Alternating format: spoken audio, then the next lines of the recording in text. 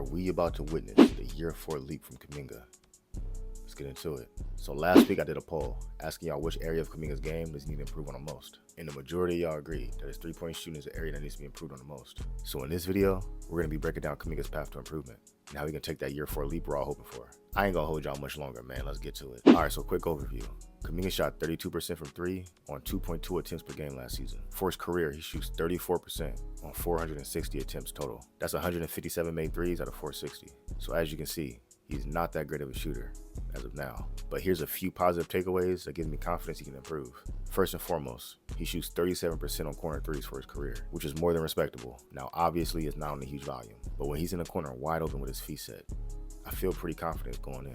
Kuminga's jumper isn't broken by any means. His shooting form is relatively solid for a player of his archetype, and judging from the workout videos he's been posting, his shooting form looks a little more compact, less mechanical, a little more natural, and slightly faster. All things he was probably tasked with improving on in the offseason, and it looks like he has. The other reasons for optimism: his free throw shooting has improved from 68.4 as a rookie to 74.6 in year 3. I would like to see Kuminga ultimately end up around a 78 to 79% range from the free throw line. But you gotta admit, 75% in year 3 is not bad, especially bringing it up from 68%. The reason that's key is because his improvement at the free throw line shows he has the capacity to improve his shooting. Now, while it doesn't directly correlate to improved 3-point shooting, it is a solid indicator that he hasn't hit his ceiling as a shooter, and there's still room for growth. Next season, I want to see him get to 77% from the free throw line while doubling his attempts. So doubling that would have him at 11 attempts per game. Alright, maybe doubling his attempts per game is a little unrealistic. I mean, 11 attempts per game, that's like Giannis numbers. But I would like to see him get up to at least 8 attempts per game.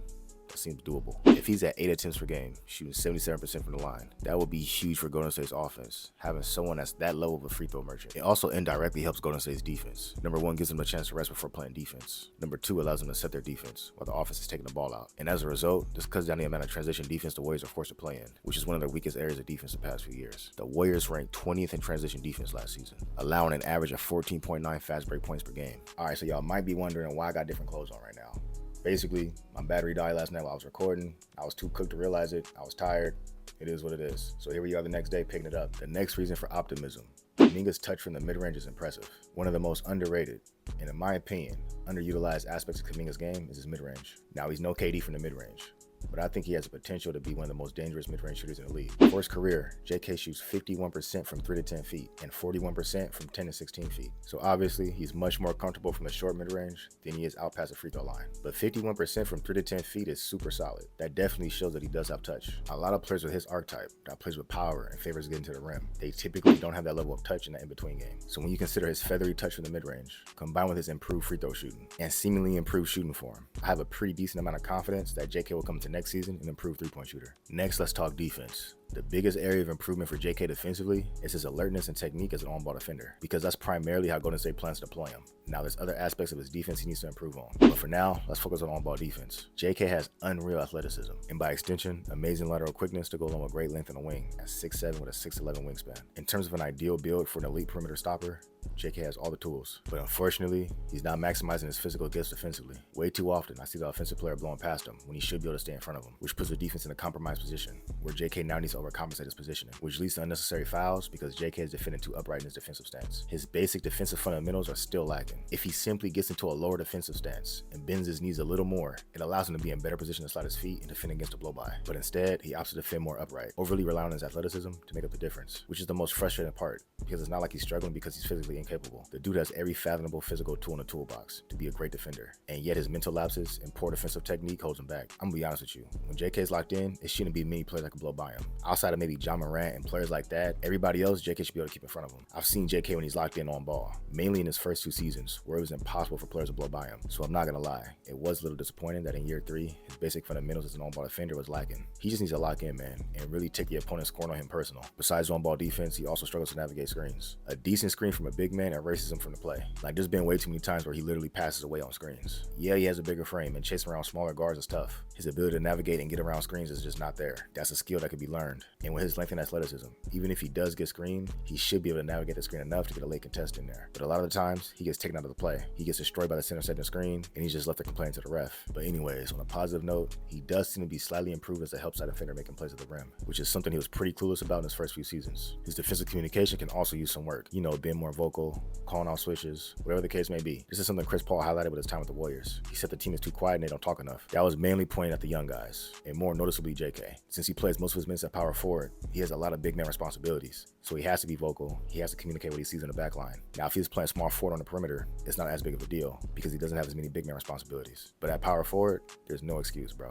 But if he comes to the next season a more vocal communicator, a more locked in and fundamentally sound on-ball defender, and overall more alert team defender, his defensive value for the Warriors skyrockets. Next up, let's talk about his ball handling. I think the biggest key to JK making an offensive leap, outside of his three-point shooting improving, is his improved ball handling. Because better handles would open up his driving game, where he's already elite finishing at the rim. Improved handles also helps him get to his counters better. Oftentimes, JK gets caught picking up his dribble after the defensive player takes away his first move, because his ball handling isn't good enough for him to cleanly get to his counters. This is where you see his lack of ball handling lead to turnovers, which then leads to easy transition opportunities for the opponent. Again, an area of defense where Golden State struggles. But on a positive note, he is putting work on his ball handling overall, which should serve him well, and hopefully leads to more developed ball security, which should mean less turnovers. With JK's size and explosion, along with his elite finishing at the rim, him taking that step as a ball handler will make his driving game almost unstoppable. He's already a nightmare to guard, and he has a full head of steam getting downhill.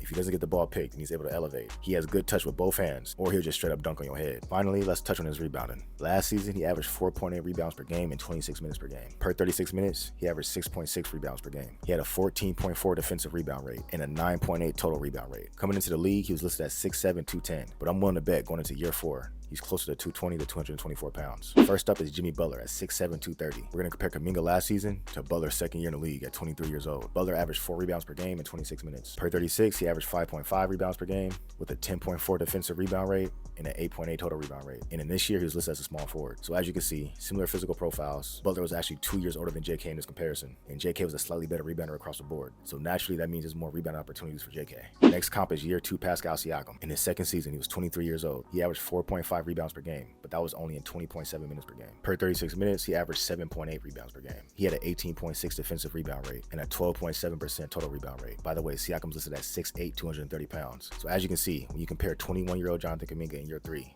to 23-year-old Jimmy Butler in year 2 and 23-year-old Siakam in year 2, he's slightly better than Jimmy Butler, but considerably worse than Siakam.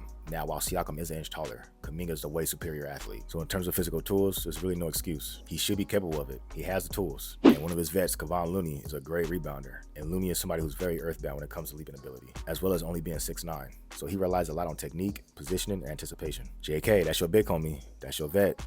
Take some notes. Finally, let's talk about Kuminga's upside. When I look at JK's trajectory, honestly, I see him as somewhere between a Jaylen Brown and Pascal Siakam hybrid. He has similarities and aspects of both of their game. Now, Pascal Siakam has been an All-NBA team before, and he's won a championship as the second best player on a title team, while Jaylen Brown is fresh off a championship as a Finals MVP winner. So obviously, JK has a long way to go before he's at that level. But if you look at Jaylen Brown's first 3 seasons compared to JK, they have pretty identical numbers across the board. Now, you can't predict JK's going to take the exact same steps forward that Jaylen Brown did, but at only 21 years old, and apparently, according to his coach, working out 3 times a day, the sky's the limit in terms of improvement. JK's a hardworking kid. I think this is it. I think year 4 is when he takes that leap. And if and when he does, he immediately feels Golden State need for a second scorer and second star next to Steph. I think we see a new and improved Kuminga next season. Anyways, that's all I got for y'all. If I entertained you or you learned something new, do me a favor. Hit that subscribe button.